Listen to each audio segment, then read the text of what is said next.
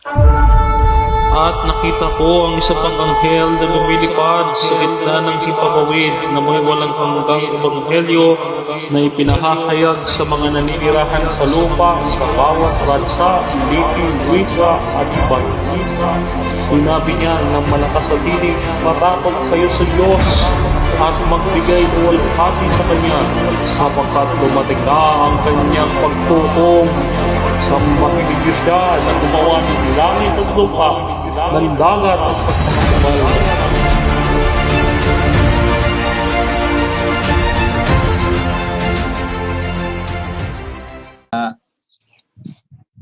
Ayun. So ngayon, lahat ng tagapakinig at tagapanood namin, mag-comment na kayo upang kayo ay mabati namin sa mga viewers ng Ayon sa Nasusulat at viewers ng Straightforward, no? Ngayong gabi mga kapatid ay dito tayo mag-celebrate ng ating midweek ngayon sa live. No? Syempre unang-una sa lahat ay binabati ko ng happy midweek ang iglesia ng Langkaan Church doon sa Dasmariñas at syempre dito partner sa Nanarian Church, Metro Tuguegarao District. At doon sa aking pinanggalingan, Chico Island Church, Elbac District doon sa Kawayan, Masbate. At syempre partner ang aking pinaglingkuran dati kung saan ako nagliman doon sa Villa Rosa Church, San Pedro District. Sa yung district pastor ngayon ay ang ating Pugi astig na pastor, si Pastor John Quezon. So yan, at ang pastor namin doon sa aming district church na nagbautismo sa akin, si Pastor Pedro Rosali. Yan. Ayan, okay. So, ayan, magandang gabi po sa inyong lahat mga kapatid and happy midweek. Ba, talaga nauna na pumayag si Brother Jason. Binabati ko po ang ating mga kasama, unang-una sa Straightforward, sa AYDM. Maraming salamat kay Kuya Jezreel sa kanyang kabutihang loob. Purihin ng Panginoon na pagpapahiram sa atin ng StreamYard dahil umabot na sa limit, yung ating streaming limit sa StreamYard, mga kapatid, at kailangan na rin natin magbayad. Ang inyong pong abang lingkod ay walang pangbayad. Kaya naman po, nandyan sa comment box, yung stars, baka naman. Joke lang. Joke lang. Joke lang. Kaya naman God will provide, mga kapatid. Ito po, God will. Amen. Okay, so pinapati din natin yung mga manonood natin sa Ayon sa Nasusulat Ministry. Happy midweek po sa inyong lahat. At dyan din sa Advent Biblical International Ministry sa pangunguna ng aking mga poging kasama. Unahin ko na si Brother Jason. Yan. Ang aking partner. Amen. At ang aking mentor, Dr. Rocky Tulog. At syempre yung pangalawa sa aking kagupuhan, si Brother Fernando B. Camacho Jr. Nga po pala mga kapatid, pangilan ba ko partner? Partner, pangilan ba ako sa kagwapuhan? Ha? Pangilan ako sa kagwapuhan? Ay, panguna ka. Okay. Oo. Alam mo ba, napakaganda ng ating episode sa linggo at hindi na ako makapag-intay na maglinggo na, partner Jason. Kasi sa linggo ay makakasama natin ang Master Debater. Yan. Master Debater, Brother Fernando B. Camacho Jr. dito sa Ayon sa Nasusulat Ministry. Ayun. Mga kapatid. Yan. Kasama natin, Brother Fernando B. Camacho Jr. Sa Sunday po yan. Pakaabangan po ninyo, mga kapatid. No po? So, makasama ko na yung dalawang debater, makasama ko na sa programa. Okay. So, praise the Lord. No? So, ayan. Mga kapatid, bago po tayo magsimula, tayo ay pangungunahan ni Brother Jason ng isang panalangin. Okay, mga kapatid, tayo ay manalangin. Dakilang Diyos na makapangyarihan sa lahat, na ang trono ay sa kataas-taasan ng mga langit. Sa gabing ito, Ama, kami po ay lumalapit sa iyo upang humingi ng iyong gabay ipadala po ang iyong mga anghel upang ang bawat isa po sa amin ay bantayan sa mga oras na ito. At na Diyos, sa gabing ito sa aming programa sa page ng Ayon sa Nasusulat at sa Straightforward. Lahat po ng viewers ng aming page, lahat ng manonood sila Ama, makalapit na karunungan na ibigay sa amin sa mga oras na ito upang ang mga salita naming ipahayag ngayon ay hindi galing sa amin kundi ito ay galing sa iyo na yung pinagkaloob po sa bawat isa sa amin. Na po Ama, ang aming ibibigay na mga mensahe ngayon ay patungkol sa katotohanan na aming ititindig ang katotohanan na ito ay galing po sa iyo, Diyos, na ito ay iyong kagustuhan na ipangaral sa buong sanlibutan. Na po Diyos, sa gabing ito, amin pong inalapit din sa iyo ang buong iglesia at ang aming mga kaibigan ng iba't ibang pananampalataya. Nabigyan din ng karunungan upang ang katotohanan ay manaig at upang kami po ay sasalubong sa iyong ikalawang parito. At patawarin nawa kami, Ama, sa aming mga nagawang kasalanan kung saan mo man kami nasumpungan na nagkakasala. Ito man ay hayag o ito ay nakatago. Ang lahat ng ito, Ama, ay aming samot dalangin alang-alang sa matamis na pangalan ng Panginoon sa Kristo na aming personal na tagapagligtas. Amen. Amen. Mga kapatid, announcement muna tayo bago tayo mag-start, no? By December 12 and 15, meron po tayong sharing, no? Comparative study sa ating mga kapatid na SDAR, mga kapatid. No po, so kami po ay hindi na gaanong magsasalita tungkol diyan. Kami may usapan, mga kapatid.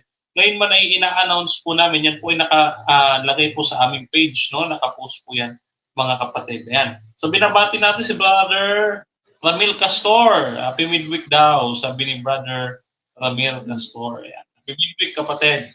Okay, shout out. So, Brother Jason, alam mo ba, ngayong midweek, ang daming kumakalat na chismis. Ano Daming na naman kumakalat. chismis? Ay, yun nga eh. Dami kumakalat na chismis. Oo, unahin na nga natin ito ka-chismisan na ito. Kasi, yung chismis, Brother Jason, ito yung isang Bisaya, hindi ko naman nila lahat, no? Baka magalit ka eh. Yung isang Visayan defender, si Brother Amek Taglinaw, no? Alam naman natin ng mga nakaraan, medyo controversial, no? At sabi ka po ay nabantaan ng KOC o yung Knights of Columbus, yan, partner, na dalawa sila ni Glenn Alado ng isang organisasyon diyan sa Mindanao, no? So, si Glenn ay member po ng 3A Media, pero si Amek Taglinaw ay kinukumpirma nilang hindi daw nila miyembro, Brother Jason. Pero ang issue dito ay whether or hindi ba talaga aalis itong si Brother Amek at ano ba yung tunay na dahilan doon sa kanyang pag-alis, no? Kasi maraming mga sabi-sabi, no? Maraming mga kalituhan at mga chismis, sabi nga natin, chismis nga, no? At kumakalat sa social media, Brother Jason, partner. So, ikaw ay nakakita ka ng mga post galing sa mga kapwa mo Visayan defender. I'm sure, Brother Jason, alam mo ang context ng issue, no? So, pwede ba namin malaman ano ba yung context ng issue? Kailan niya nagsimula at papaanong nagkaganon ang resulta? Ano ba yung napansin mong obserbasyon doon sa mga sunod-sunod na mga pangyayari, Brother Jason? So yun, magandang gabi sa lahat. Sa lahat ng mga viewers, manonood ng Ayon sa Nasusulat at Straightforward. Itong sasabihin ko ay hindi paninira o hindi kahit ano man, ito ay katotohanan lang na aming nakita at nasubaybayan din sa mga kapatid natin na mga Bisaya dahil Bisaya din ako. So unang-una, partner, nagsimula ito noong sila ay nag-vlog or nag-picture doon sa loob ng iglesia ng ating mga kaibigan na Roman Catholic Church. Yon. At yung video na yon ay kumalat, yung picture nila. Kumalat yun, partner. Hanggang sa dumating yung point na merong inilabas na memo itong Knight of Columbus, no?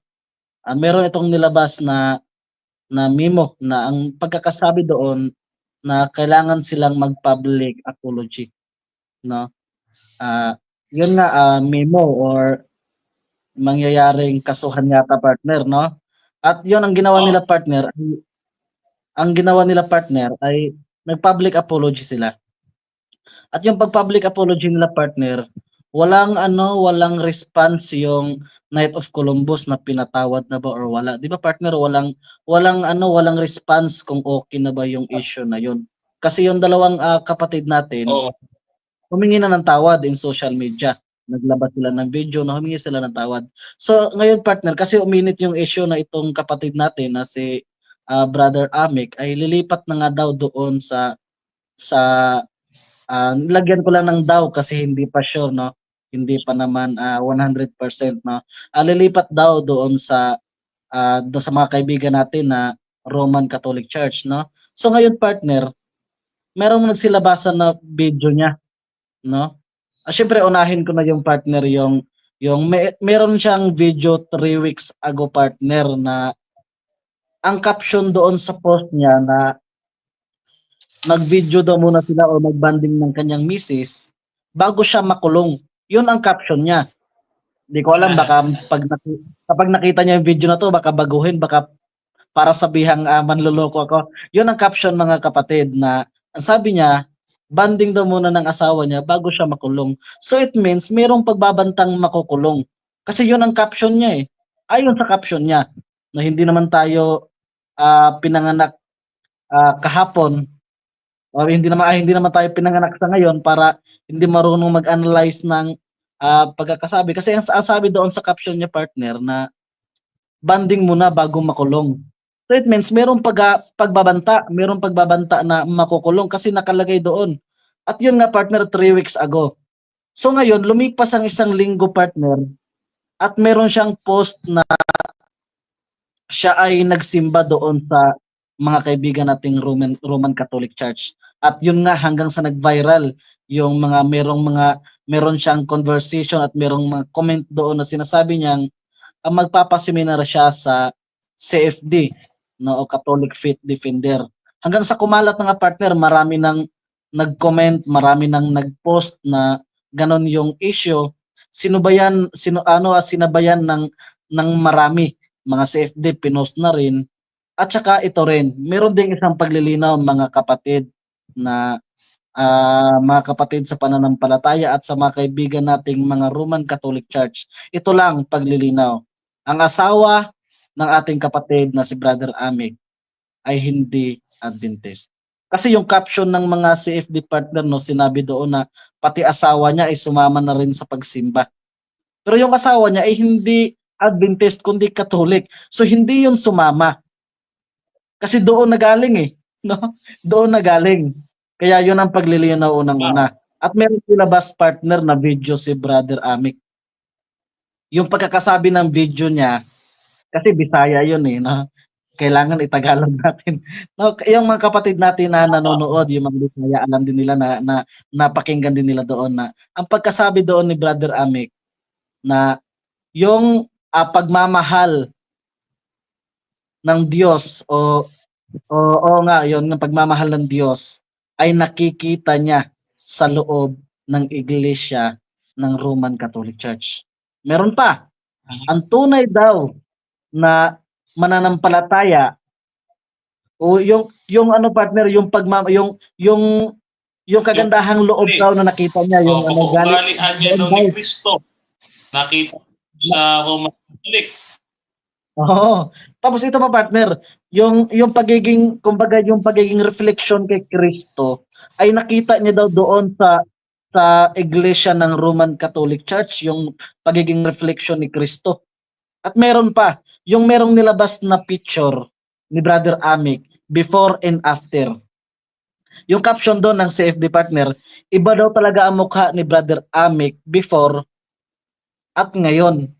Kasi dati daw ay tinitira yung Roman Catholic Church at ngayon hindi na tinatira. Kumbaga, yung dating hindi mabait, ngayon ay naging mabait. Kumbaga, yung ganun yung punto, partner. No? Kaya yung video na nilabas, partner, no? Meron pa siyang nilabas na video, partner, na sinasabi niya na ah, hindi daw siya tinakot o meron din hindi siya binayaran para ganon, no? At sabi niya, kusang loob daw siyang ah, lalapit doon sa kanila, no? Maraming mga nagsilabasang issue, partner, at video, no? So anong masasabi mo doon, partner? Isa lang masasabi ko, hindi ako naniniwala na magkakatoliko si kapatid na Ami. Alam niyo mga kapatid, hindi ko man kakilala personal or kahit sa Facebook, hindi natin kakilala si Brother Ami. Ay alam natin na hindi talaga lilipat si Brother Ami. No? Kasi po, sa aking pag-aanalisa mga kapatid, napakababaw naman po ng dahilan na dahil sa tinakot ka lang ng Knights of Columbus para ikaw ay kasukan, ay lilipat ka na ng simbahan na aniban. Napakababaw po nun. Whereas, kung meron po siyang ibang dahilan, mga kapatid, ay nasa kanya na yon. Pero sa akin, sa opinion ko mga kapatid, everybody is entitled to our own opinion. No? So, sa akin, sa opinion ko, hindi po lalabas ng Adventist si Brother Ami. No? Hindi po ako niniwala dyan. No? Mahal natin ang ating kapatid, ano man ang kanyang desisyon, nire-respeto natin, mga kapatid. Pero, kung sabihin natin, halimbawa, ipagpahalimbawa na lang natin, Brother Jesus, na daw si Brother Ami. Okay. Ang complications niyan ay ito, partner. Ang sabi kasi sa Biblia, sa unang 1:16, ang sabi, mga anak, ngayon nalalaman nyo ito lang mga huling araw at inyong narinig na darating ang Antikristo. Yan. Kahit ngayon ay marami ng mga Antikristo. Yan. So kaya nalalaman natin mga huling araw na sila'y lumabas sa atin. Ngunit sila'y hindi sa atin. Sapagkat kung sila'y kabilang sa atin, ay magsisipanatili sana silang kasama natin. Ngunit, sa paglabas sila, ay ginagawa nilang maliwanag na silang lahat ay hindi kasama sa atin. Sa madaling salita, partner, ang lumabas sa iglesyang ito, sabi nga nung kalbo, hindi na magbabanggit ang pangalan, sabi nga nung kalbo, sabi niya, napakaswerte ng mga iglesia, ng mga Mormon, sa mga Pentecostal, ng mga saksi, ng mga born again, etc., etc., etc. No? Bakit? Kasi may mapupunta pa silang tunay. Pero kayo, tandaan niyo mga Adventist, kayo mga Sabadista kayo, kayo mga Adventist, pag lumabas kayo dito sa iglesia ito, saan kayo pupunta? Sabi niya, mamalasin kayo. Mamalasin kayo, malas. Saan pupunta? Pag kayo lumabas, hindi sa impyerno na. Di ba? Antikristo ito eh. Di ba? Ako, hindi ako papayag na yung kapatid ko, Antikristo. Hindi ako naniniwala lumabas si Brother Ami. Mababaw naman yun. Meron lang pagtatampo, partner. Pagtatampo lang yan. Nagtatampo lang. Parang kasi meron akong susuyuin. Meron akong nabasa, partner, sa comment niya, ang pagkakasabi niya doon, nung panahon na mainit pa yung issue niya, asan yung Adventist? Ngayon, na lumipat daw siya, o lilipat na siya, bakit marami nang nagmamahal sa kanya? No? Kasi maraming na nagchat-chat sa kanya, marami na nagko-comment. Nung panahon ng issue, wala daw eh. Ganito kasi yung partner. Hindi naman alam ng church yung pagbablog nila sa loob ng simbahan. Kumbaga, walang participation, walang permission galing sa church. Walang authority galing sa church na sila mag-vlogging doon sa loob ng simbahan ng Katoliko. No? So walang alam, totally walang alam ang simbahan o ang ating iglesia kung sa ginawa nila sa loob ng simbahan ng Katoliko. So doon po, huwag niyang hanapin. No? Ngayon, maraming mga miyembro sa ating iglesia na lumilitaw, kasama tayo, kabilang tayo, partner Jason, ang lumalapit at nanunuyo sa kanya na pag-isipan niyang mabuti ang mga bagay-bagay. Dahil, partner, no? Dito ipinakikita natin na nananatili siyang mahal ng no? Nananatiling mahal natin siya. Hindi nawawala ang pagmamahal natin sa kanya kahit na nagkaroon ng paglabag at kasalanan ng kapatid na kanyang siya'y nagpasaway, no? Sabihin na natin ganun. Siya'y nagpasaway at hindi nagpaalam sa church at nag-vlogging doon sa loob ng Catholic, ng simbahan ng Catholic, no? Mahal pa rin natin siya, kaya nga nandito tayo. No? Sinusuyo natin na pag-isipan niyang mabuti ang mga bagay-bagay, no? Ay speaking of Roman Catholic, nabasa ko, partner, kanina habang ako nag-scroll. No? Nag-scroll kasi ang hilig ko mag-scroll kapag wala akong ginagawa. Nakita ko doon sa Facebook yung sinabi niya ni Paul Alima, yung isang defender ng Catholic. Nakita mo rin ba yun, Brother Jason, partner? Oh. Ano ang sabi niya doon sa post niya? Kasi Bisaya yun eh. Yun, si Alima ay dating pastor ng Jehovah Witnesses, no? Binabati ko ng magandang gabi lahat ng Jehovah Witnesses, no? Dati siyang pastor. So ang post niya, yung punto niya doon, partner, na kapag sa ibang sikta ka daw, ay yayaman ka kapag pastor ka. No, kasi yung pagkakaalam nila, partner, ay yung pastor kumikita daw sa tithes. Yun ang pagkakaalam nila. Na kapag pastor ka, no? Merong kasabihan, partner, sa mga Bisaya, no, na sinasabi na pastor burot tapos member hurot. Sang ibig sabihin, kapag yung pastor daw ay lalaki yung tiyan tapos yung mga member ay mauubusan. Yun ang kasabihan, no? At ito, patuloy, partner. Yung post niya na kapag pastor ka daw ay yayaman ka kasi kumikita ka, binabayaran ka, no? Anong sabi niya sa post niya? Yung punto ng sabi niya na mas mabuti pa daw na hindi ka binabayaran o hindi ka magkakapera, o mas okay pa daw na maghirap ka basta nasa katotohanan ka. No? Yun ang sabi, partner. Wala namang katotohanan sa Roman Catholic eh. Wala naman. Ano ba katotohanan sa Roman Partner, Catholic? may tanong ako, partner, may tanong ako. Ano tanong mo? Kasi naging issue din yan sa'yo nung ikaw ay bumalik sa Adventist na binayaran ka daw. Totoo ba yun, partner? Alam niyo kung binayaran ako, mga kapatid, hindi sana hindi na ako nanghihingi ng sponsor ng StreamYard.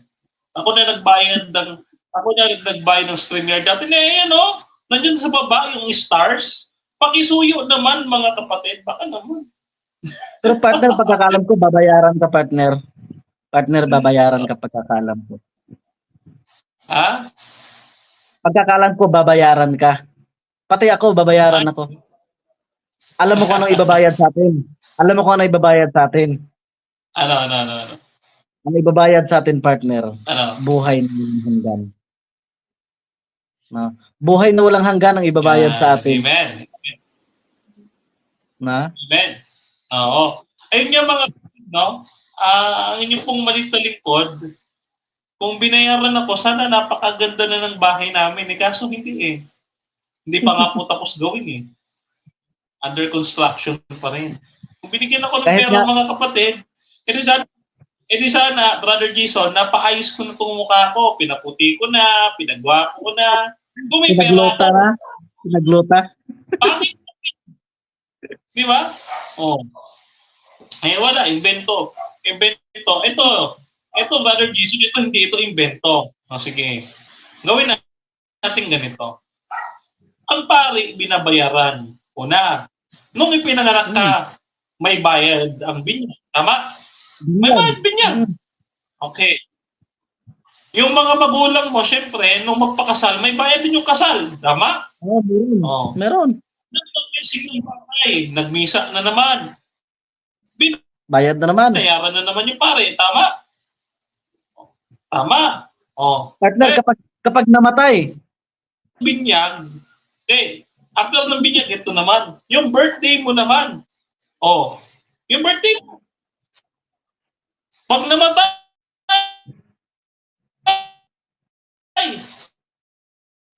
may bayad na naman. Ilang gabi yun. Ilang gabi lang ka, tawag dito, kapag ka nagpas ka ng motor, di ba? Pag nagpa-bless ka ng motor, may bayad din. No? Bayad. So, lahat may bayad eh. Binyag, kasal, lamay, padasal sa purgatorio, no? Lahat may bayad eh. Sino ang sasabihan nyo na ito kasamaan eh, no? Ibabato nila doon sa pastor na mayaman daw, no? Sila, no? Sila, ito eh. Kaya ganyan yan, malakas. Partner. Ang tanong, yung pari ba wala bang salary? Yun nga ang ating, kaya nga malakas silang magsabi kasi inililihim nila. No? Inililihim nila, alam nga namang walang trabaho yung mga yan. Ngayon, syempre, lahat ng bagay may pera eh.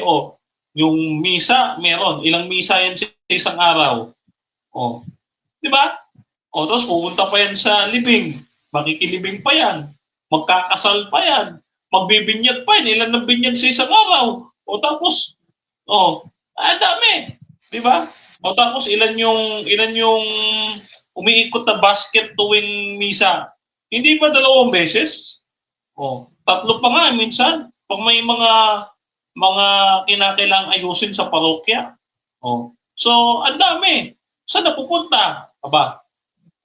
Kayo na ho ang magsabi. Sa amin, partner? Saan nga ba napupunta? Ewan ko. Sila nang sumagot. Partner, tanong lang yan. Partner, tanong lang yan. Sila na ang sumagot. Sila lang sumagot. Oo, tanong lang naman yan. Mapula 5. Tanong lang naman eh. Sagot. Okay. Gusto daw sumali ni Brother Joy Sokal dito. Yan. Siguro next time, kapatid na Joy, kasi hindi kami makababa dito. Pag bumaba kami dito, bakit hindi na makabalik? No? Yung link kasi, ganun eh. Ganun siya. Pag bumaba ka dun sa link partner ng StreamYard, hindi ka na nakababalik agad-agad eh. Okay?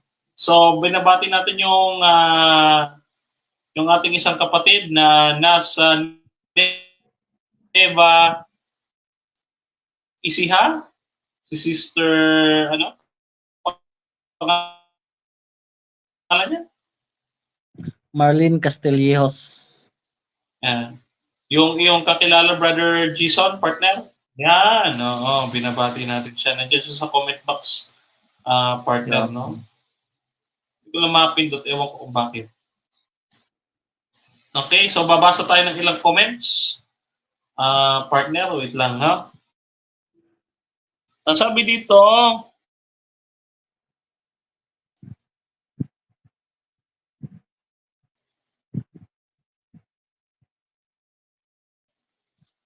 ni Elmer Etalio Balejo, no? Ano partner? Mahina yung signal mo, partner. Mahina ba yung signal ko? Ano daw masasabi natin sa LGT? Okay. Ang LGT, mga kapatid, ay ating tatalakayin yan next week dito sa ating programa. No po, so diyan muna, isasabit muna natin yan, yung LGT, no? Next week, pangako namin, tatalakayin namin yan, LGT, mga kapatid. No po, so Ngayon, dadako tayo doon sa ating pinaka-topic. Alam nga namang magkwentuhan lang tayo dito at magchismisan. E di dapat sana pinalitan na lang natin yung programa nito ng ayon sa chismisan. No? Na hindi naman ho ganon. So, mayroong mga tao na gustong i-cancel yung 10 utos. Okay. So, mga kapatid, bilang kami ay layman, pangungunahan po namin, no? Ang kautusan ng Diyos, mga kapatid, ay patibayan ng pamahalaan ng Diyos. Base sa awit 89:14, ang sabi diyan, mga kapatid, no? Katwiran at kautusan ay patibayan ng iyong luklukan. So, napakaganda, no? Napakaganda sa iyong paningin ang magkaroon, no, ng na nagkaroon sa iyong mukha, sabi kan sa 89:14 ng awit, no? So dito, mga kapatid, sabi dito, ang katwiran at kautusan ay patibayan ng gobyerno o pamahalaan ng ating Panginoon, no? At dito mapapansin natin, partner Jason, sa sinabi ng ating Panginoong Kristo, sabi niya, no, Matthew chapter 5 verse 17, hindi ako naparito upang sirain ng kautusan, kundi upang ganapin ito, na hanggang sa mawala ang langit at lupa, ni isang tuldok o kundi hindi mawawala ng bisa sa kautusan, maliban lang na ang lahat ng mga ito ay matupad. No? So, ngayon, partner, sa madaling salita, mayroon pa rin kautusan 10 utos na umiiral sa panahon ng ating Panginoong Kristo. Kaso, mayroong mga tao, partner, na Kristiyano daw sila. Kuno, ha? Kuno. Mga kapatid, tandaan natin, 1 John chapter 2, verse 4, ang nagsasabing kakilala ko siya, subalit hindi ginagawa ang kanyang mga utos, siya ay isa sinungaling at tuhanan sa kanya. Ngayon, mga kapatid, na-establish po natin yan, no? So, mayroong mga tao na gustong mag-cancel ng 10 utos, partner Jason. Gamit nila yung Hebreo 7:12 at saka yung Hebreo 18. Maaari mo bang basahin yan? Kung may mababasa tayo dyan, kinancel na ang 10 utos. Sige nga, partner. Hebreo 7:12. 18. So, mga kapatid, basahin natin sa banal na aklat. Ang sabi dito sa verse 12 ng Hebrews 7, sabi dito, sapagkat nang palitan ang pagkasaserdote ay kinakailangang palitan naman ang kautusan. Yon. Verse 18, basahin ko, partner. 18, basa. 18, sabi dito, sapagkat napapawi ang unang utos dahil sa kanyang kahinaan at kawalan ng kapakinabangan. Una kong tanong dito, partner Jason, baka pwede mong ulitin. Ulitin mo yung pagbasa kasi parang namali ata yung basa mo. Dapat, di ba sabi, pinalitan 10 utos. Ang 10 utos? At napapawi ang 10 utos. Basahin mo nga ulit. Baka mali lang yung pandinig ko, partner. Basahin mo nga ulit. Verse 12. Sapagkat nang palitan ang pagkasaserdote ay kinakailangang palitan naman ang kautusan. Ay, hindi 10 utos. Wala mabawas, partner. Wala. Okay. Verse 18. Sabi dito, sapagkat napapawi ang unang utos dahil sa kanyang kahinaan at kawalan ng kapakinabangan. O, hindi pala 10 utos. Unang utos. Hindi 10 utos. Utos. Unang utos pala eh.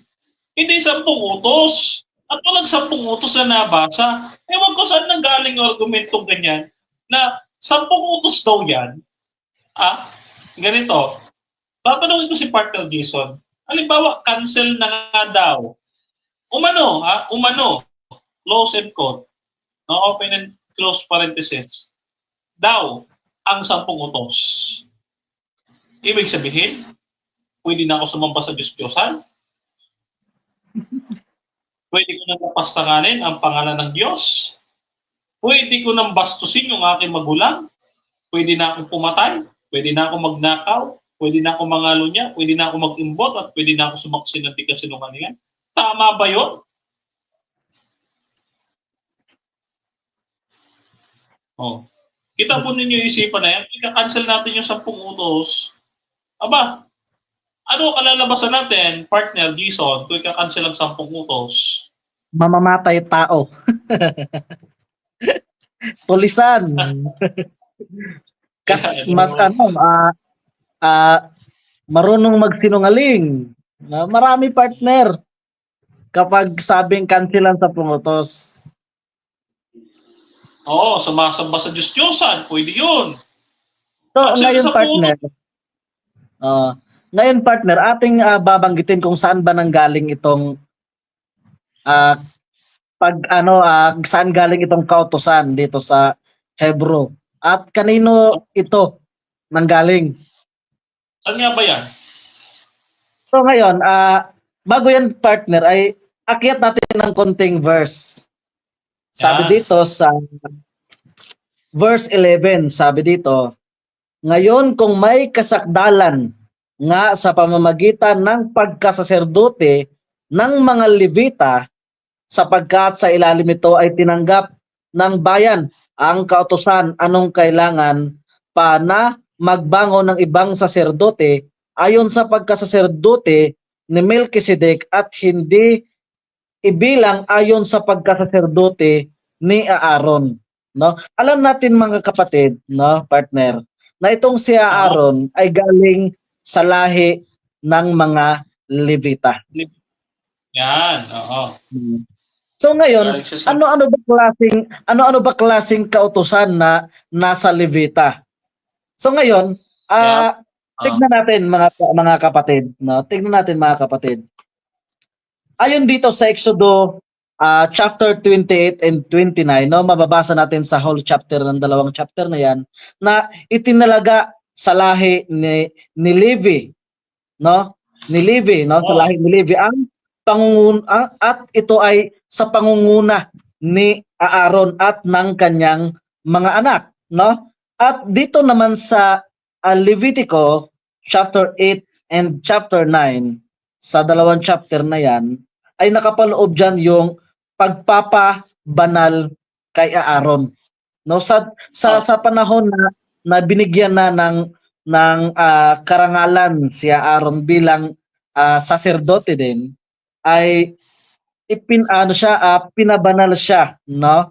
Kaya nga mababasa natin doon sa chapter 8 and 9. At dito rin partner sa Levitico chapter 1 and chapter 7, ano-ano bang kautusan na galing kay Aaron na ipinasa doon kay Melchizedek, partner? No? Dito sa Levitico chapter 1, ang kautusan na binigay diyan ay batas ng handog na susunugin. Kautusan na handog na susunugin. No, partner? At sa chapter 2 ng Levitico, chapter 2 ng Levitico ay batas ng handog sa pangpayapa, no? Sa pangpayapa na batas na handog. No, kahit basahin nyo mga kapatid, mga kaibigan, no, na diyan sa chapter, ang mga batas na yan ay paghahandog. So ano pa sa sa chapter 3 ng Levitico ay ayun yung chapter 2 pala, yung kakainin, no, yung context diyan, yung kakainin, yung mga paghahandog, yung kautusan na yan, yung batas na yan. Sa chapter 3, yung batas ng handog ng pagpapayapa. Chapter 4, sa chapter 4 din, ang batas ng handog na kasalanan. No? Bakit merong mga sinasabing handog, partner? Ano ba klaseng kautusan ito? At meron pa sa chapter 5 ng Levitico, ay ang tungkol sa handog ng pagkakamali. No? At chapter Oo. 6, sa chapter 6 naman partner ay tungkulin, no? Tungkol sa handog na tungkulin, no? Handog doon sa tungkulin ng pagkain. At last, chapter 7 ng Levitico ay ang tungkol sa handog ng pagkakasala. So yun palang mga kautusan na yun partner sa Levitico chapter 1 and 7 ay batas ng handog. So ano bang ibig sabihin ng handog partner? No? Itong handog, mga kapatid, itong handog ay alam naman natin na tinatawag itong ceremonial law.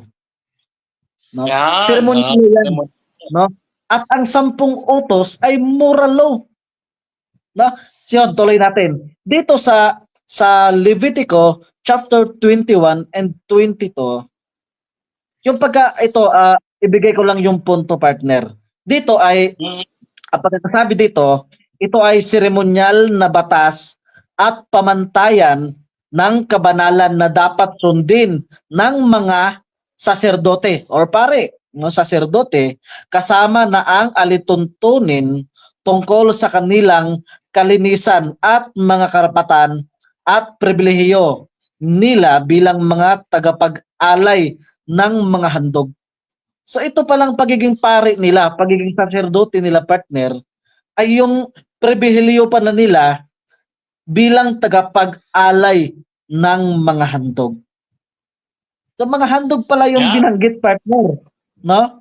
Mga handog pala. So ngayon, yung lahi ni Levi ay mga lahi ni Aaron ay mga Levita para partner. No, kaya nga nung unang ibinigay yung katungkulan, kabanalan sa pagiging saserdote ay binigay doon sa lahi ni Levi at pinangunahan ni Aaron at ng kanyang mga anak. Basahin natin. Una partner, nung panahon na kinausap ng Panginoon si Moises. Dito sa Exodo 4 verse 14. Basahin natin. Exodo 4 verse 14. Ang pagkakasabi dito. At ang galit ng Panginoon ay nagningas laban kay Moises at kanyang sinabi, wala ba siya Arong kapatid mo na Levita? No, ito pala si Aaron, alam ng Diyos. Alam din Moises, nung tinanong si Moises, wala ba ang kapatid mo na si Aaron, no? Na lahi ng Levita, no? At dito naman sa Exodo 28 verse 1. Ano bang sinabi dito sa Exodo 28 verse 1? Basahin natin. Ang pagkakasabi dito, at ilapit mo sa iyo si Aarong iyong kapatid at ang kanyang mga anak na kasama niya mula sa gitna ng mga anak ni Israel upang makapagnasiwa sa akin sa katungkulang saserdote.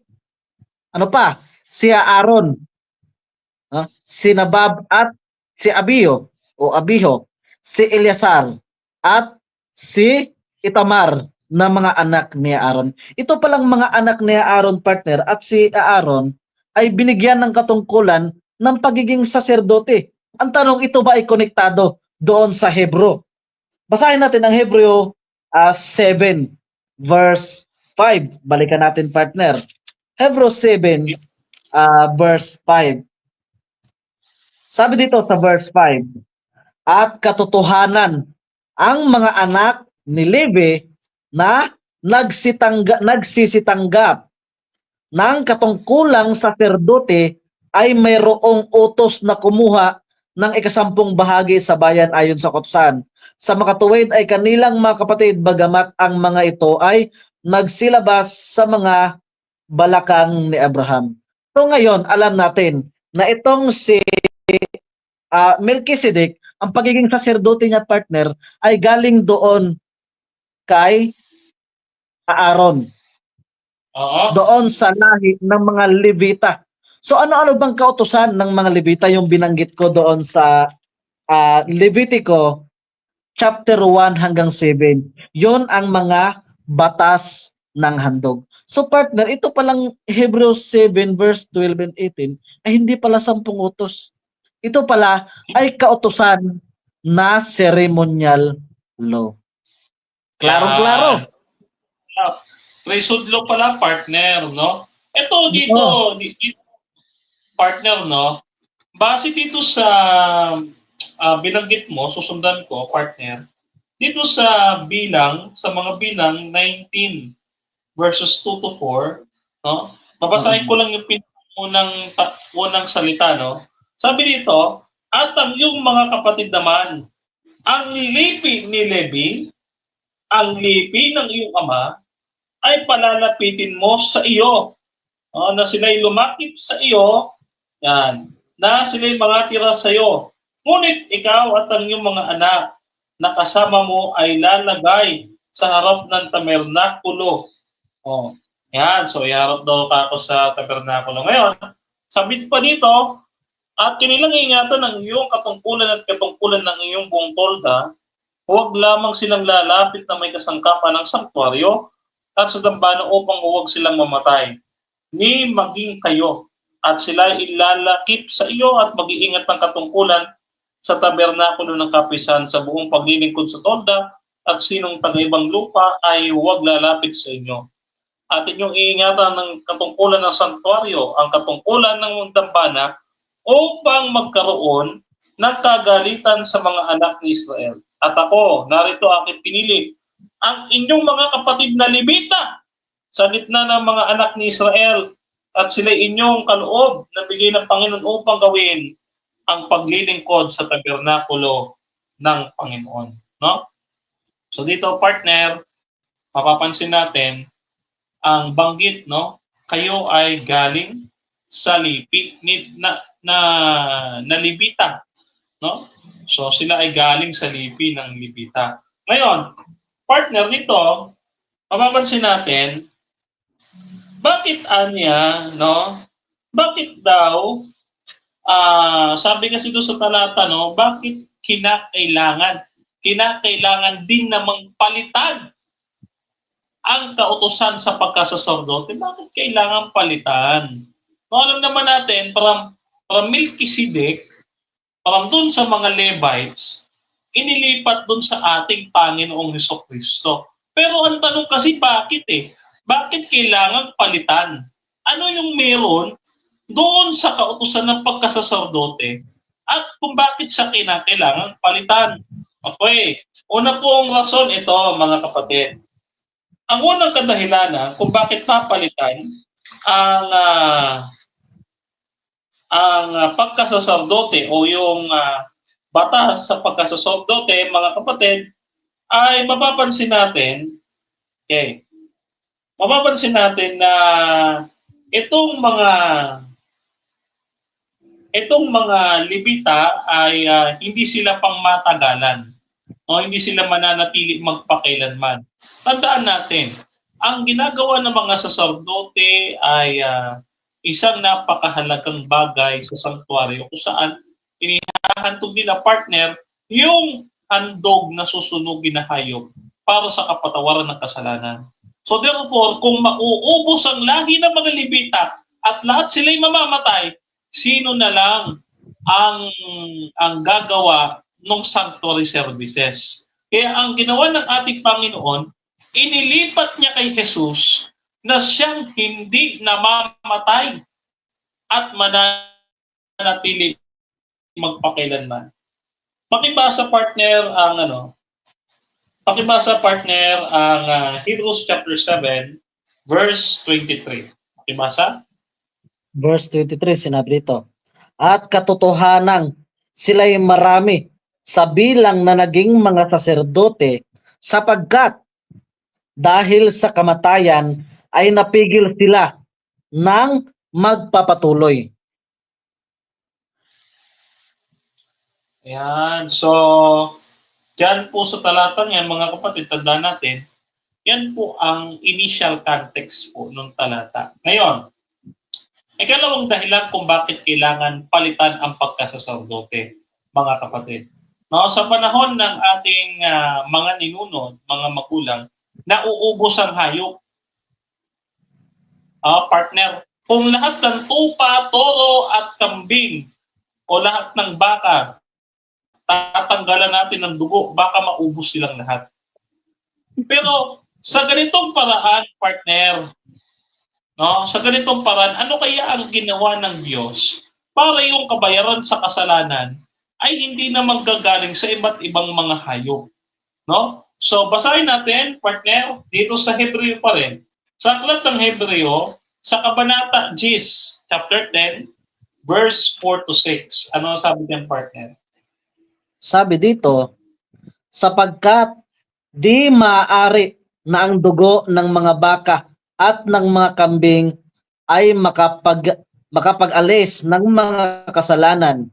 Kaya't pagpasok niya sa sanglibutan ay sinasabi, hain at handog ay hindi mo ibig, ngunit isang katawan ang sa akin ay inihanda mo. Yan. So sa madaling salita, partner, hindi anya makapagtutubos ng kasalanan yung dugo ng mga hayop. Kumbaga, ubusin mo man lahat yan, hindi. Yan. So naputol po ang ating live coverage kanina sapagkat nagkaroon po tayo ng technical problem sa part po ng StreamYard, mga kapatid, no? So, pagpasensyaan nyo po at pagpaumahinan nyo ang ating programa kung naputol, mga kapatid. So, ito po ang pagtutuloy natin ng ating programa or live stream dito po sa Facebook, dito sa Ayon sa Nasusulat Ministry at dito rin sa Straight Forward, mga kapatid. No? So, para po sa mga bagong tutok pa lamang ay bibigyan namin kayo ng kumbaga paunang salita. Kanina ay tinalakay natin ang patungkol sa Hebreo 7:12. Hindi pa nga po tayo natatapos, no, kasi tayo ay naputol sa ere kanina, mga kapatid. So, kinakailangan nating mag-set up ulit ng panibago upang sa gayon ay tayo ay muling pumailang lang sa ere, mga kapatid. So, kumusta po kayo? At nandito na ang ating partner, Brother Jason. Dito na si Brother Jason. Yes. Ayan. So, ang StreamYard po ang may problema, hindi po ako. Yan. Okay, partner. Hello. So, muli, mga kapatid, happy midweek sa mga bagong tutok sa ating programa, no? So, tutuloy ko lang yung ating sinasabi kanina, partner, no?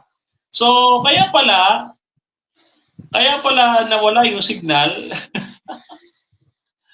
Kasi may tawag dito, yung StreamYard ay nagkaroon ng problem, no? May nag-email sa akin po sa StreamYard. May problem yung application ngayon na ating ginagamit. So, pag paumanahin nyo, mga kapatid, kailangan po talaga nating magbayad ng StreamYard. Please lang, yung stars dyan sa baba.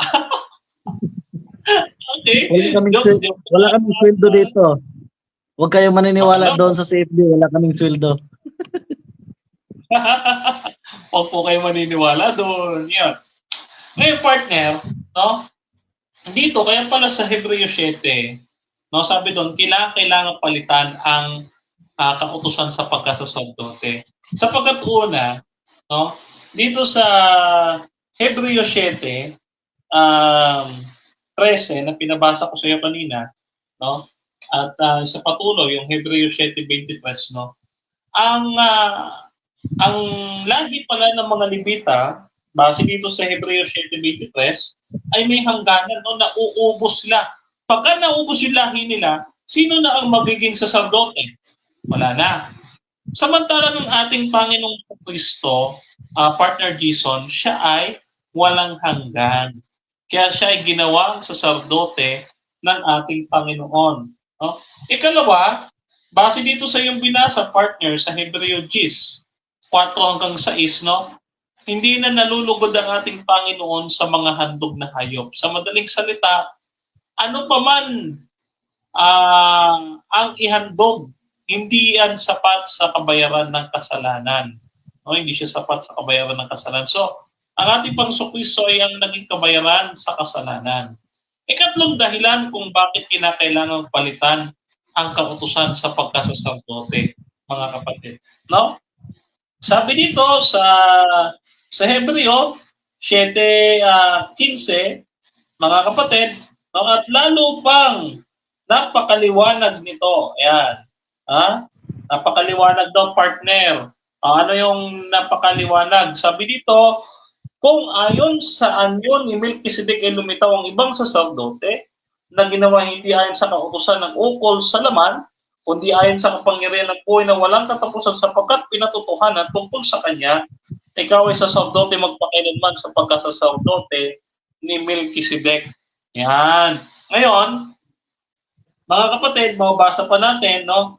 Dito, ang pinaka-immediate context niya, mga kapatid, si Jesus ay ang tagapamagitan ng bagong tipan. No, base po yan sa Hebreo 12:24. No, si Jesus ay ang saserdote o tagapamagitan ng bagong tipan. Sa madaling salita, no, ninais ng ating Panginoong Kristo na ang gawain sa paglilinis ng kasalanan sa sanktuaryo ay hindi lang sa pagtanggal ng kasalanan ng mga Hudyo, kundi maging sa pagbubura ng kasalanan ng sanglibutan, mapahudyo man o mapahintil, no? So kasi ang nililinis lang ng mga Levita, partner, ay ang kautusan ng mga Hudyo. Hindi pala yung kautusan ng lahat ng tao, kundi kautusan lang ng mga Hudyo. Kaya nung dumating ang ating Panginoon, siya ay naging tagapamagitan ng isang bagong tipan. No? So yun po, no? So maliwanag, partner, no, na pinag-uusapan dito ay yung pagkasaserdote, hindi yung 10 utos. Ngayon, dago tayo sa ikalawa, partner. Yung Hebreo 7:18. Pwede mo bang basahin sa amin yung partner, yung Hebreo 7:18? Hebreo 7:18. Yes, Sinabi dito, sapagkat napapawi ang unang utos dahil sa kanyang kahinaan at kawalan ng kapakinabangan. Tuloy. Sapagkat ang kautusan ay walang anumang pinasasakdal at may pagpapasok ng isang pag-asang lalong magaling na sa pamamagitan nito ay nagsisilapit tayo sa Diyos. Ano ang sa tingin mo dyan, partner, ang pinaka-konteksto niyan, no? Na walang umanong pinasasakdal, no? Walang umanong pinasasakdal ang kautusan. Sabi, walang nagpapabanal kahit anong gawin natin na pagsunod sa kautusan, hindi tayo magiging banal. Liban lang, partner, saan? Sa tulong ni Kristo. Yan. Liban sa tulong ni Kristo. Yan. So, tama po yan yung sinasabi dyan, no? Na walang pinasasakdal ang kautusan. Pero ulitin natin, partner, ang pinag-uusapang kautusan dyan ay hindi 10 utos, kundi utos sa pagkasaserdote. Yan. Utos po sa pagkasaserdote. Wala naman po talaga mapapabanal doon sapagkat, mga kapatid, para lang po yun sa Hudyo. Yung ginagawa sa sanktuaryo sa panahon nila Moses ay para lamang sa mga Hudyo. Yung ginawa ng ating Panginoong Jesucristo ay para sa lahat ng tao. Kaya kung pagpapakasakdal lang ang ating pag-uusapan, mga kapatid, ang pagpapakabanal ay matatagpuan lamang sa ating Panginoong Jesucristo. Basahin natin, partner, ang immediate context niyan, Hebreo 9:11. Basa. Hebreo 9:11. Ang sabi dito, ngunit pagdating ni Kristo na dakilang saserdote ng mabubuting bagay na darating sa pamamagitan ng lalong malaki at lalong sakdal na tabernakulo na hindi gawa ng mga kamay, sa makatuwid bagay hindi sa paglalang na ito. Yan, yung ginagawa ni Jesus ay nagpapakasakdal sa tao. At sabi pa ni David, no, awit 18:32, ang Diyos ay nagbibigkis sa akin ng kalakasan at nagpapakasakdal sa aking lakad. Sa madaling salita, partner, no, ang Diyos ang nagpapabanal sa tao. No? At hindi nga magpapabanal ang isang Kristiyano sa pamamagitan ng ginagawa ng saserdote sa matandang tipan sapagkat yun ay pagtubos sa mga kasalanan lamang ng mga anak ni Israel. Samantalang ang ginawa ng ating Panginoon Kristo ay pagtubos sa kasalanan ng sanglibutan. Sa gayon, mga kapatid, ang ginagawa ng ating Panginoon ang siyang magpapabanal sa atin. No? Yun naman po talaga yun. No? Tayo ay magiging banal, perpekto, sa tulong ni Kristo. Yan. Ulitin niya natin, sa tulong ni Kristo. Hindi nyo talaga makakalimutan, mga kapatid. Ngayon, partner Jason, nabasa natin kanina, ano yung unang utos na binabanggit dyan ni Pablo? Yan ba ay nasa 10 utos? Kasi yung utos, sabi dyan ay entole. Ang palusot, partner Jason, ay nagtatago doon sa letra ng entole. No? Nagtatago siya doon. So, ano ba yung unang utos diyan sa aklat ng Hebreo? Hindi tayo alis sa Hebreo, mga kapatid, no? Basahin natin yung Hebreo 1:9. Brother Jason, partner? Hebreo 1:9. Hebreo 1:9. Ang sabi dito, iniibig mo ang katuwiran at kinapuputan mo ang kasamaan. Kaya't ang Diyos mo ay nagbubuhos sa inyo ng langis na kasayahang higit sa inyong mga kasamahan. Kailan baliktad yung numero, 9:1. Sabi ko 9:1, hindi 1:9. 9:1. Baliktad eh. Hebreo 9:1. Basahin ko. Ngayon, ang unang tipan din ay nagkaroon ng mga palatuntunan ng pagsamba sa Diyos at ng kanyang santuaryo, ang santuaryo ng sanglibutang ito. Yan. Sa madaling salita, mga kapatid, no?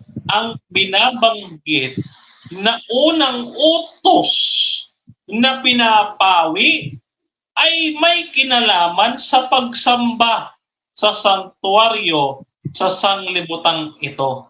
Ano nga yun? Yung binanggit ni partner Jason, ang ceremonial law o yung paghahandog ng mga hayop sa sanctuaryo na tinupad ng ating Panginoon, sabi sa Colosas 2:17, no, na isang anino ng mga bagay na nagsisigating, ngunit ang katuparan ay kay Jesucristo, mga kapatid. So yung mga palatuntunan sa pagsamba at mga paglilingkod sa tabernakulo, bibigyan ko po kayo ng halimbawa. Ano po ang pagkakaiba ng luma at bagong tipan, no, na pagsamba?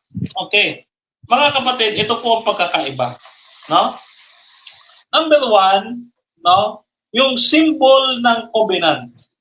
No, yung symbol po ng covenant. Ano ang symbol ng covenant ng lumang tipan? No, yung blood of sacrifice, yung dugo ng hayop, no? So sa bagong tipan, dugo na ng ating Panginoong Kristo ang ginagamit. Ang offering naman, sa magkaiba sa offering, no? So sa offering, mga kapatid, ay body ng buhay na hayop.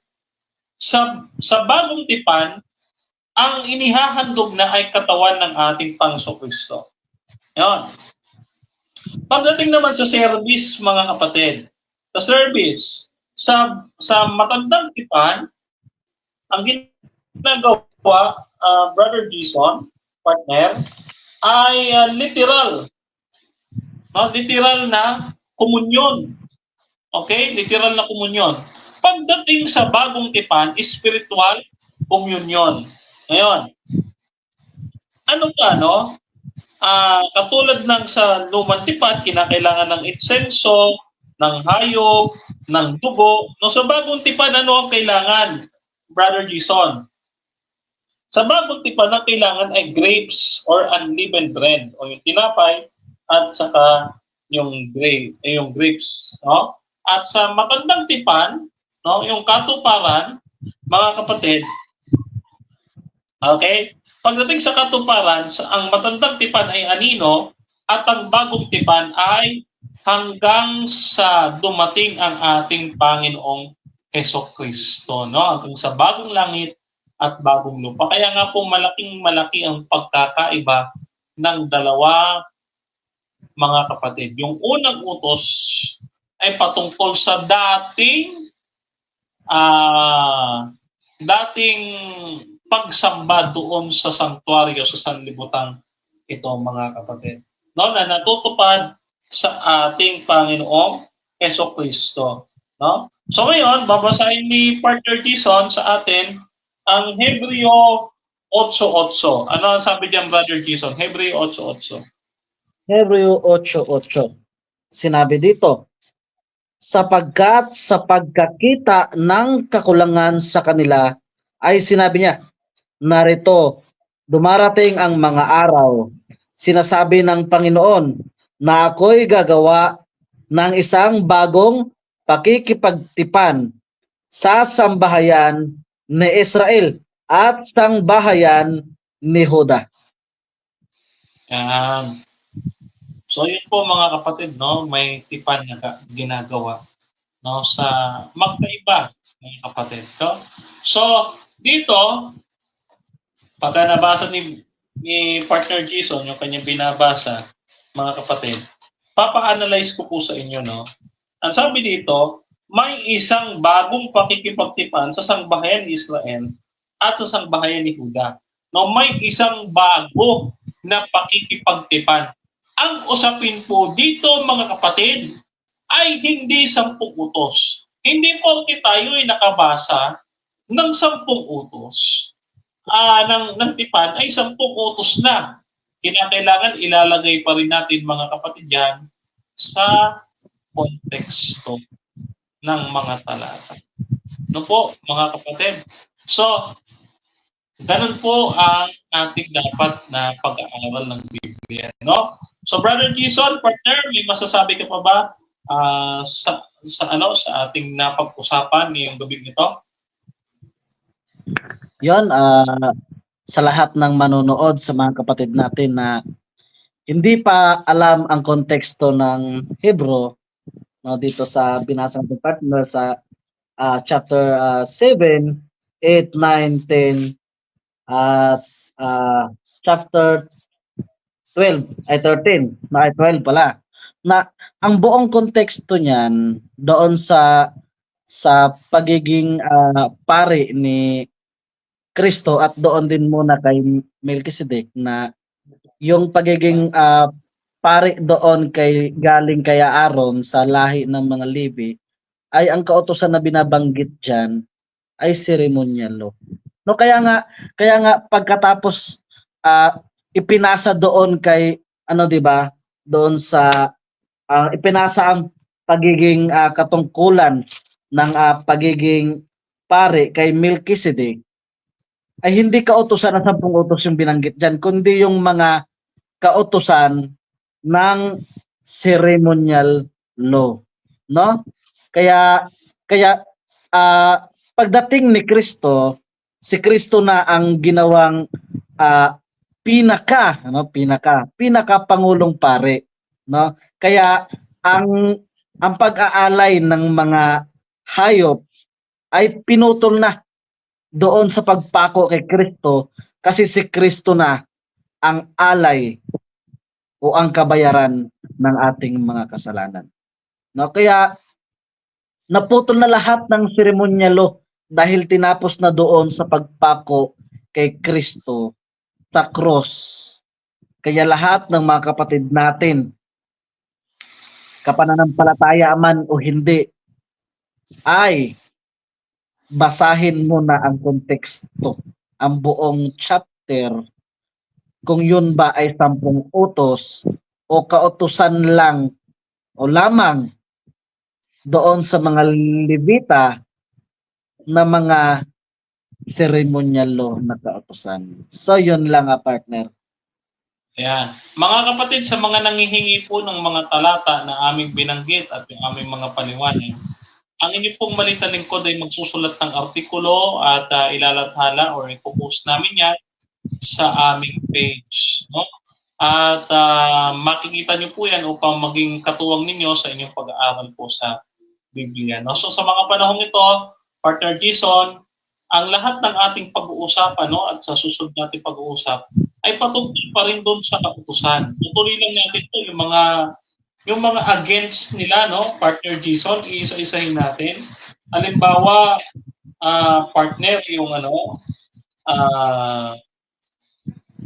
halimbawa, yung sinasabi nila sa yung dalawa na lang ang utos, halimbawa, dalawa na lang utos, kaya yung Sabat ay pinakalimot na, yung Sabat ay itinigil na, wala na daw Sabat, ipinako na daw sa cross. Yung mga susunod na mga topic natin, partner, ay umiikot pa rin sa kautusan at sa Sabat. No? So, Sister, ano ang pangalan niya? Anong pangalan? Marlene Castilleros. Marlene. No, asahan niyo po na magkakaroon tayo ng article na nakapost po dyan, naka-written po siya, at pwede nyo pong i-copy paste or i-save sa inyong mga notebook para kayo din ay makapanumbalik sa pag-aaral. No? At subaybayan nyo at balikan nyo yung ating video, pagpapaliwanag tungkol sa bagay nito para ma-refresh din po kayo mga kapatid. At sa aking YouTube, Brother Denmar Santiago, lalabas na po ito ayon sa Nasusulat Ministry, mga kapatid. No? So may nag-comment pang isa, basahin natin. Baka magtampo sila Baka matulad kay Amik ito. No? Yan, salamat daw po ng marami. Okay? So, wala pong problema, sister. No? So, ngayon mga kapatid, ay gayon po ay magtatapos na din yung ating programa. Pangako po nga sa inyo ay 8 to 9:30. Oh, ayan. So, hindi na 9:30 ito, alas 10 na. Alas 10 na. So, kami po ay hindi na magpapa-overtime ni Brother Jason. Pero bago yan, Brother Jason, bago tayo magkaroon ng closing prayer, nakita po parang may sakit sa atin ng storm. Okay. Ngayon, mananawagan kami. Okay, alam naman po natin, Pastor Fred, nakikinig ka sa aming programa. Alam mo ang ating napag-usapan. Ang sabi nyo, ceasefire. Tandaan nyo yan ceasefire. Wala munang magsasalita. Ano po yung ginawa ng inyong kasama na si Joseph Orsal na buong 1 oras at kalahati rin siyang nagprograma laban sa amin ni Brother Jason. No, kung tunay po talaga kayo sa inyong salita at kayo ay profesional na kausap, sana kayo ay tumutupad o marunong kayong tumupad doon sa ating napag-usapan. Opo? So, nalulungkot po kami ni Brother Jason, sapagkat maayos po kaming nakipag-usap sa inyo nitong umaga at kayo po ang unang nagsabi, unang nagpahayag na ceasefire. Pero kayo pa po ang unang lumabag. So, kung ganito, Pastor, hindi po namin mapipigilan na hindi sumagot. Kasi umatake sila sa amin, so sasagot kami. Pastor, So, ako ay humingi na ng paumanhin. Hindi po namin mapipigilan ni Brother Jason ang hindi sumagot. Kasi po kami po ang direktang inatake ni Joseph Orsal sa kanyang live stream. Ulitin ko, Pastor, ngayon pa lang humihingi na ako ng paumanhin. Ayokong labagin yung ating usapan. Pero kayo po ang unang lumabag. No? Sa bahagi po ng ISDARM, hindi po kayo, yung kasama nyo sa ISDARM, ang unang lumabag sa ating kasunduan. Na wag na wag magla-livestream o magsasalita sa programa tungkol sa bawat isa. Yan po. Ha? So, kami ni Brother Jason, disappointed kami at nalulungkot kami sapagkat lalaki po kaming tapos na pastor. Hindi po kami nagsalita, wala po kayo narinig sa aming buong maghapon, ngayon dito sa aming live stream. No? Nakapokus po kami sa pagtatangkol sa kautusan. No? So, bibigyan ko kay Brother Jason, ano ba masasabi mo doon?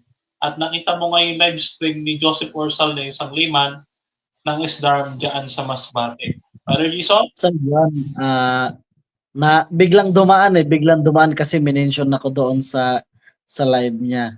At meron akong napansin doon, partner, na yung ginamit nating mga reference ay hindi daw hindi daw galing sa General Conference, kaya yung binabanggit niya doon ay galing daw sa General Conference at yung sa atin ay hindi.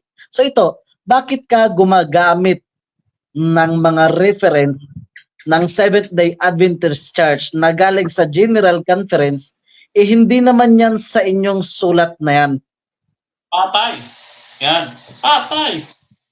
Kung sino mang may karapatan gumamit dyan, partner, kung sino mang may karapatan gumamit sa sulat na yan, kami na Seventh-day Adventist na ibinigay sa amin ng aming mahal na kapatid na si Mrs. White.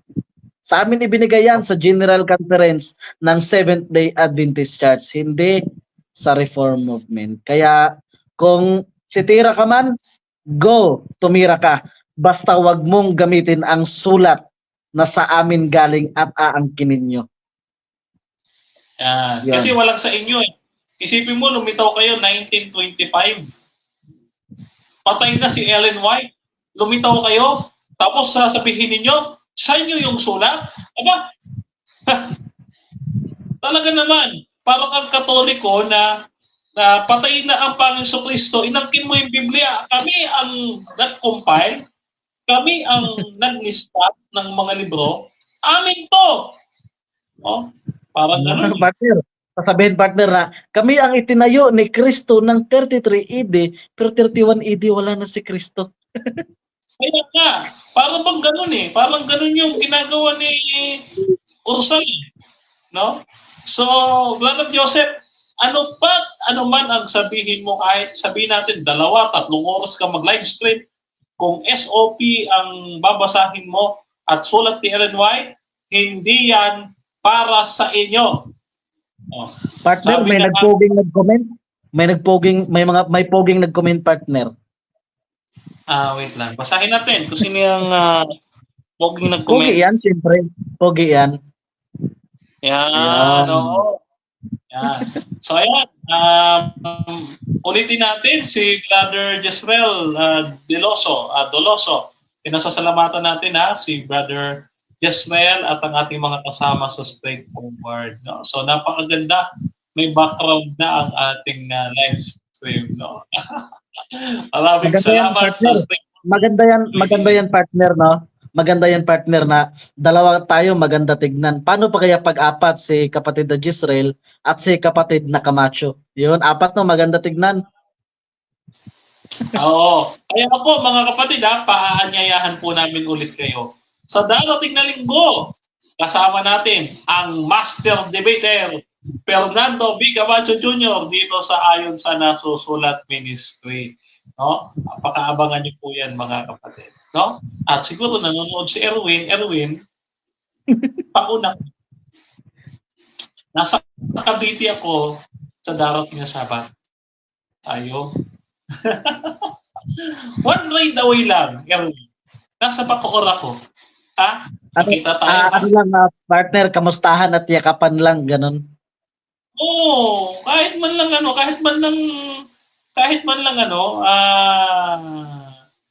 banal na halik. Sabi nga ng mga Iglesia ni Cristo, magpagpag-ang kayo ng banal na halik.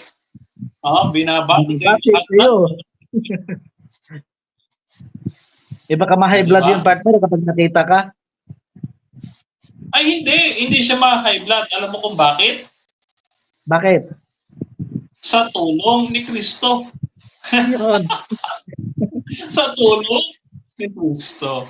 Ayan. So, mga kapatid, hindi na po tayo magtatagal at lumalalim na ang gabi. No? So, tayo po ay magkakaroon. Baka may na-comment pa. Wala na? Wala na na-comment? Okay. So, Wala tayo na. po ay magkakaroon ng closing prayer. Partner Jason. Yun, una-una, maraming salamat na kapatid na Jess sa pagpapahiram ng link ng StreamYard. Kaya maganda yung background ngayon, tapos plus dalawang gwapo pa. Di ba, partner? Oo, tama. So yun, sa ating pagtatapos, tayo po ay manalangin. Okay, let's pray. Maraming salamat po, O Diyos, sa mga oras na ito at sa gabing ito na kami po ay natapos sa pangsamantalang natapos sa aming pagtalakay ngayon patungkol sa kautusan ng ceremonial law na tinapos mo po sa pagpapako sa krus. Na po, Diyos, ang aming mga kapatid sa pananampalataya at aming mga kaibigan, kahit hindi namin kapananampalataya. Na po, Diyos, sila ay dagdagan nyo po ng karunungan, makalangit na karunungan upang ang mga talata na nasusulat sa banal na kasulatan ay kanila pong maintindihan at matanggap ang katotohanan na galing po sa iyo, O Diyos. At na po ang aming mga kapatid na nanonood at ang mga kapatid namin sa mga iba't ibang iglesia na po, O Diyos, ay pagpalain din po sila at bigyan lagi ng karunungan. At aming inalapit sa iyo, O Diyos, ang aming kanya-kanyang sarili upang kami po ay inyong gabayan at gawing ilaw sa mga taong nakakaharap namin. Gawing ilaw sa buong mundo upang maipahayag ang katotohanan at lalong-lalo na po, Diyos. Ikaw lagi ang mangunguna sa lahat ng aming ginagawa na ito ay sang-ayon sa iyo. Wala pa kaming magawa, O Diyos, kung wala po kayo.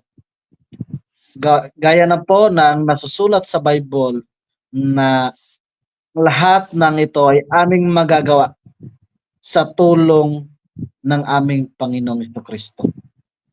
Patawarin nawa kami, O Diyos, sa aming mga nagawang kasalanan, gaya ng pagpapatawad namin sa mga taong nagkakasala sa amin. Kaya ang lahat ng ito, O Diyos, ay aming samot dalangin, alang-alang sa matamis na pangalan ng aming Panginoon Kristo na aming personal na tagapagligtas. Amen. Yan, mga kapatid, may pumasok na message sa atin. May nangangailangan po ng layman dyan sa Northern Zambales District number 1 o 1, no? Northern Zambales District 1. At dyan din po sa Sariaya, Quezon. Nangangailangan po sila ng layman dyan, mga kapatid.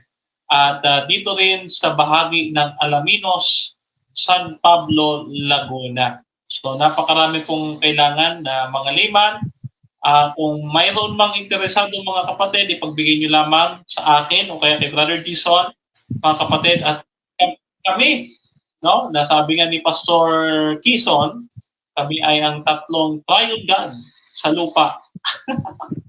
Kami triune God sa lupa na magko-coordinate sa ating mga pastor, mga kapatid. No? So, with that, mga kapatid, pinasasalamatan ko muli ang straightforward ang ating mga kasama sa AYDM at gain din sa iyo, partner Jason, at sa lahat ng ating mga manonood all across, hindi lang sa Pilipinas, kundi maging sa ibang bansa din. At nakalimutan ko pagkitin, no, yung mga taga-Upper Umon, Bagay, Camarines Norte, maraming salamat sa inyong pagtutok at panonood dito sa programang ito. Nawa patuloy kayong gabayan ng ating Panginoon, kayo pong lahat ay aking binibigay sa pagpalang kamay ng ating Panginoon at kayo manatili sa kanyang pag-ibig hanggang sa kanyang muling pagparito. Ang inyong pong maliit na lingkod, Brother Denmar Santiago, kasama ang aking partner na Pogi, Brother Jason Dignos ng Metro Tuguegarao District. Kami po ay nagpapaalam sa inyo. God bless you. At kayo ay humayo at tayo magpahinga at tayo bumangon bukas ng umaga sa tulong ni Kristo. Tama ba, Erwin? Okay, so good night sa inyo lahat mga kapatid.